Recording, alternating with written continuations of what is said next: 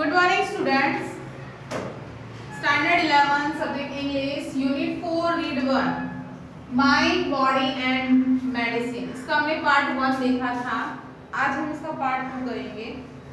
Part 1 में हमारा हुआ था What we really want to do. Okay, देखा था हमने दो प्रकार की बीमारियां होती है. एक तो कौन सी होती है फिजिकल और दूसरी क्या होती है, दूसरी होती है मेंटली, मानसिक बीमारी भी होती है. ओके, दोनों एक दूसरे से क्या है, जुड़ी हुई है, दोनों एक दूसरे से रिलेटेड है. आज हम उसके आगे का पार्ट देखेंगे. लास्ट में हमने देखा था कि जो एनेक्सिएटी और एंगर, स्ट्रेस, तनाव वगैरह जो होता है उसकी वजह से क्या होता है, इंसान फिजिकली और मेंटली दोनों तरीके से बीमार हो जाता है. तो उसके आगे का पार्ट देखते हैं. Our very way of life breeds unhappiness. Okay, इसके ऊपर का पैराग्राफ बाकी है. इन द मॉडर्न से ओके स्टार्ट करते हैं. In the modern developed world, our problems are mainly psychological. तो आज की जो विकसित दुनिया है इसमें मोस्टली जो प्रॉब्लम है वो कैसी है, साइकोलॉजिकल है, यानी मनोवैज्ञानिक है. We have sufficient food, clothing, shelter, which prevent us from getting most physical disease. तो हमारे पास सब कुछ है, sufficient भोजन है, पर्याप्त मात्रा में भोजन मिलता है हमें, कपड़े हैं, शेल्टर है यानी रहने के लिए घर है, जिससे जो फिजिकल डिसीज है वो तो मोस्टली हम रोक पाते हैं. बट क्या होता है, though most of us have no major physical problems, we still suffer from psychological unrest. लेकिन फिर भी हम साइकोलॉजिकल जो बीमारियां होती है, साइकोलॉजिकल यानी अशांति से हम क्या कर रहे हैं, जूझ रहे हैं. दिस ओके, तो देखते हैं हम. दो most of us have measured physical problems, we still suffer from psychological unrest. जो कि हमारी फिजिकल प्रॉब्लम्स तो नहीं हम लोगों के पास मोस्टली, लेकिन फिर भी हम साइकोलॉजिकल अशांत, साइकोलॉजिकल अशांति हमारे मन के अंदर. This unrest may manifest as feeling of loneliness, not being loved and or appreciated, anger, stress और anxiety. तो अधिकतर जो भी हमारी प्रॉब्लम है अशांति की, तो हम देखते हैं कौन कौन सी फीलिंग होती है. जो इंसान मन से अशांत होता है तो ऐसा फील होता है कि वो कैसा है, लॉनलीनेस यानी अकेला है. अलोन और लॉनलीनेस दोनों में बहुत ही डिफरेंस है. अलोन कौन होगा, जैसे कि मैं आपको है पढ़ा रही हूँ, अकेले पढ़ा रही हूँ, तो मैं यहाँ पे अलोन हूँ. ओके, लेकिन लॉनलीनेस क्या होता है, अधिक बहुत सारे लोग हैं उसके बीच में भी अकेलापन महसूस करना, उसे कहा जाता है लॉनलीनेस. नॉट बीइंग लव यानी ऐसा फीलिंग होता है कि हमें कोई स्नेह नहीं करता है. और एप्रिशिएटेड, और ऐसा फील होता है कि हम जो भी कुछ काम करते हैं लेकिन हमारी कोई बड़ाई करता है नहीं, कुछ भी हम कर ले लेकिन हम बुरे के बुरे ही रहेंगे. एंगर यानी कि गुस्सा, स्ट्रेस तनाव रहता है, और एनेक्सिएटी यानी हमेशा हम चिड़चिड़े रहते हैं, कुछ ना कुछ चिंता लगी रहती है. इस प्रकार की जो फीलिंग्स सब होती है सब क्या है, साइकोलॉजिकल डिसऑर्डर है. It can lead to the weakening our physical energy and prevent us from doing what we really want to do. तो इस वजह से क्या होता है, जो हमारे सेंसेस हैं यानी कि जो हमारे इंद्रियां हैं वो कमजोर होती जाती है, और फिजिकल एनर्जी जो हमारी शारीरिक ऊर्जा है वो भी कम हो जाती है. And prevent us from doing what we really want to do. और जो हम सच में करना चाहते हैं उसे करने से हमें रोकती है, यानी नेगेटिविटी की तरफ हमें ले जाती है. ओके, हमारे अंदर पॉजिटिविटी बहुत ही कम हो जाती है. Our very way of life breeds unhappiness. तो अनहैप्पीनेस कहाँ से आती है, निराशा कहाँ से आती है, जो दुख जो आता है वो हमारे जो जीवन जीने की जो शैली है, वे ऑफ लाइफ यानी जीवन जीने का जो तरीका है, जो शैली हमारी हो, तो हम खुद ही निराशा को, दुख को आमंत्रित करते हैं. किस प्रकार से, we have hectic and unstable routines in which there is little peace or contentment. तो हमारे पास क्या है, हमारी लाइफ कैसी, बहुत ही हैक्टिक है, व्यस्त है. ओके, तो रूटीन में कैसा है, अनस्टेबल है, कभी भी खा लिया, कभी भी पी लिया, कभी भी सो लिया. ओके, मतलब कोई भी टाइम फिक्स नहीं होता है. तो इस वजह से क्या होता है, पीस एंड कंटेंटमेंट. पीस का मतलब होता है शांति और कंटेंटमेंट का मतलब होता है संतुष्टि. तो शांति और संतुष्टि हमें मिलती नहीं है.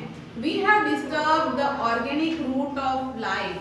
तो हमने क्या किया है, ऑर्गेनिक रूट जो हमारा जैविक जड़ है जीवन की, उससे हमने क्या किया है, डिस्टर्ब किया, उसे नुकसान पहुंचाया है. Like good food, water and air and happy family life. है तो हर चीज में इंक्लूड होती है। हमने किस किस चीज को नष्ट किया है? एक तो अच्छा भोजन, वाटर, पानी को भी प्रदूषित कर दिया लोगों ने, एयर पॉल्यूशन कितना फैला हुआ है, okay, and happy family life. और फैमिली लाइफ जो जिस प्रकार से लोग पहले संयुक्त कुटुंब में रहते, साथ में रहते, अभी आजकल सबको क्या है? अकेले रहना, अलग रहना, जरा भी किसी के अंदर सहन शक्ति रह नहीं रही है। और उसी वजह से ये जो दुनिया भर का स्ट्रेस, तनाव वगैरह फील होता है, फिर हम लोग फिर बोलते हैं कि हम अकेले हो गए, लॉनलीनेस हो गया, हमारे पास कोई नहीं है। तो कैसे होंगे? आपको खुद ही जब आप फैमिली में नहीं रहे हो तो आगे प्रॉब्लम तो होने ही वाली है, ओके। नहीं तो ऐसे तो चलो संयुक्त कुटुंब में जिस प्रकार से पहले सब रहते थे, एक दूसरे को सब संभाल लेते थे, कोई दिक्कत होती सब साथ देने के लिए खड़े रहते थे। लेकिन आज की जो लाइफ स्टाइल है वो इसी प्रकार से हमें सब कुछ जो है डिस्टर्ब करके रखा है, और डिस्टर्ब करने वाले कौन है? हम ही हैं। We live in an artificial world dominated by urban landscape and mass media। तो हम कैसे दुनिया में रह रहे हैं? आर्टिफिशियल, ठीक है, बनावटी दुनिया में रह रहे हैं। और उसका प्रभाव क्या होता है? डोमिनेटेड बाय, क्यों, किस वजह से बनावटी दुनिया में रह रहे हैं? क्या है प्रॉब्लम? शहरी विकास होने की वजह से, मास मीडिया ने इतना सारा दुनिया भर का प्रचार प्रसार है, जब सब देखते हैं वही सीखते हैं, ओके। टीवी में कुछ देखा बस उसी का अनुकरण करना है, अच्छा या बुरा देखना नहीं है। There is little to nourish the soul। हमारी आत्मा की शुद्धिकरण के लिए हम बहुत ही कम काम करते हैं, ठीक है, वो उस बारे में सोचते ही नहीं, मेंटल पीस के बारे में सोचते ही नहीं। We always desire new things and are seldom content with what we have। हमें हमेशा नई नई चीजें चाहिए, ठीक है, कुछ भी बस देखा बस ये तो हमारे पास होना ही चाहिए, हमारे फ्रेंड के पास है तो हमारे पास भी होना चाहिए। And content with what we have, और जो हमारे पास है उससे हम संतुष्ट नहीं होते हैं। We always crave to have more। हमेशा हमें ऐसी चाह होती है, crave यानी चाह होना, हमेशा ऐसी डिजायर होती, इच्छा होती कि बस हमें जो भी है उससे ज्यादा हमें चाहिए। We are never still or at rest। हम कभी भी शांत नहीं रहते, ना कभी आराम करते, बस हमेशा दुनिया भागा दौड़ लगी है। Our medicine is more quick to fix to keep us going in our wrong lifestyle and rarely addresses the behavior root of our problems। तो जो हमारी दवाइयाँ भी हैं वो हमें किस प्रकार से तुरंत ही फिक्स नहीं कर सकती। कोई भी चीज़ अगर गलत चल रही है, ओके, हमारे शरीर के अंदर कोई प्रॉब्लम होने वाली है या मेंटली कोई प्रॉब्लम होने वाली है, तो क्या करेगी? अगर मान लो पेट में दर्द है या सर में दर्द है तो हमें हेडेक की दवा खा ली, ओके, तो तुरंत ही वो खाली हेडेक को आराम करेगा, लेकिन उसका जो मेन किस वजह से हो रहा है, किस रीजन से हो रहा है, उसको वो कर नहीं करेगा। तो हमारा जो बिहेवियर है, वो जो हमारी प्रॉब्लम है, जो हमारी व्यवहारिकता है, वही हमारी समस्या है। जो जीवन शैली है, जिस प्रकार से हमारी सोच है, वही हमारी सबसे बड़ी समस्या है। We take a quick pill hoping that our problem will go away। कुछ भी प्रॉब्लम होती है तो हम तुरंत ही, अगर मान लो थोड़ा सा भी बीमार हुए, तुरंत हमने दवा ले ली, क्या सोचते हैं कि हम तुरंत ही ठीक हो जाएंगे। We do not recognize that it may only be symptoms of an imbalanced life। तो हम ये ध्यान नहीं देखते हैं कि किस चीज़ का लक्षण है। जब अगर हमको सर दर्द हो रहा है, हेडेक हो रहा है, यानी कोई प्रॉब्लम हो रही है बॉडी में, कहीं पेन हो रहा है, तो हम दवाई ले लेते हैं कि हाँ चलो तुरंत ठीक हो जाएगी। बट हम ये सोचते नहीं कि क्या बता रहा है, जो हमारी असंतुलित लाइफ है, जो हमारी असंतुलित जीवन शैली है, उसमें कुछ गड़बड़ी होने की ये लक्षण है, उसे हम पहचान नहीं पाते। सिम्टम्स यानी कि लक्षण। It is warning like that we must notice. तो ये हमें क्या है, एक प्रकार से ये वार्निंग दी जाती है जिसे हमें समझना चाहिए। चेतावनी को, हमें इस चेतावनी को समझ लेना चाहिए। Ayurveda on the other hand, और दूसरी साइड जो आयुर्वेद है, टीचेस हार्मनी विद नेचर। तो हमें ये सिखाती है कि हमें प्रकृति के साथ किस प्रकार शांतिपूर्ण खुशी से रहना है, सिंप्लिसिटी यानी कि सादगी से, and contentment as the keys to well being. और जो संतुष्टि है वही अच्छे शांति, मतलब कि हमारी जो जीवन शैली यानी मेंटली या फिजिकली, अगर दोनों तरीके से हमें स्वस्थ रहना है, तो जो कंटेंटमेंट है, जो संतुष्टि है, उसे हमें अपनी लाइफ में अपनाना चाहिए, और उसी वजह से हमारी लाइफ सही इस तरीके से चल सकती है। जो भी चीज़ है, जितना है उतने में हमें संतुष्ट रहना चाहिए। It shows us how to live in a state of balance। ये हमें ये सिखाती है कि हमें किस प्रकार से बैलेंस तरीके में रहना है, संतुलित तरीके में रहना है। In which fulfilment is a matter of being. ठीक है, तो फुलफिलमेंट जो है कि हमें बस संपूर्ण होना है।